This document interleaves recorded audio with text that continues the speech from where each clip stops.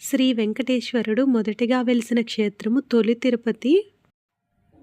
పరమ పవిత్రమైన చిరుమందహాస చిద్విలాస శ్రీ శృంగారవల్లభ స్వామి స్వయముగా కొలువుదీరిన దేవాలయం అండి. 9000 సంవత్సరాల క్రితం నుంచి విష్ణుమూర్తి శిలారూపంలో మొదటి ఇక్కడే వెలిసినందుకు ఈ తిరుపతిని తొలి తిరుపతి అని పిలుస్తారండి.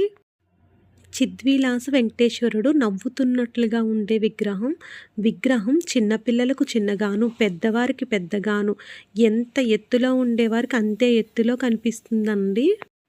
ఈ ఆలయంలో ఒక విశిష్టత అండి. సంతానం లేని దంపతులు ఆలయం వద్ద నూతిలో స్నానం చేసిన సంతాన ప్రాప్తి లభిస్తుందంటండి. ఈ దేవాలయం సామర్లకోటకు 10 కిలోమీటర్ల దూరంలో పెద్దాపురం టౌన్కు అతి చేరువలో ఉన్నది. సామర్లకోట నుంచి పత్తిపాడు వెళ్ళే దారిలో దివిలి వస్తుంది. ఈ దివిలికి 1 కిలోమీటర్ దూరంలోని ఈ ఆలయం ఉందండి. 9000 సంవత్సరాల ముందే వెలిసిన తొలి తిరుపతి.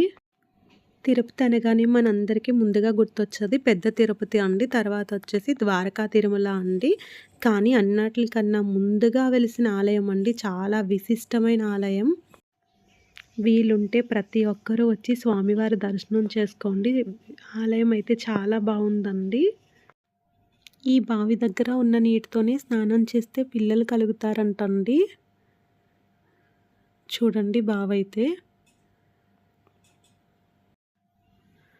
చూసారు కదండి, 9000 సంవత్సరాల క్రితం వెంకటేశ్వర స్వామి ఆలయం.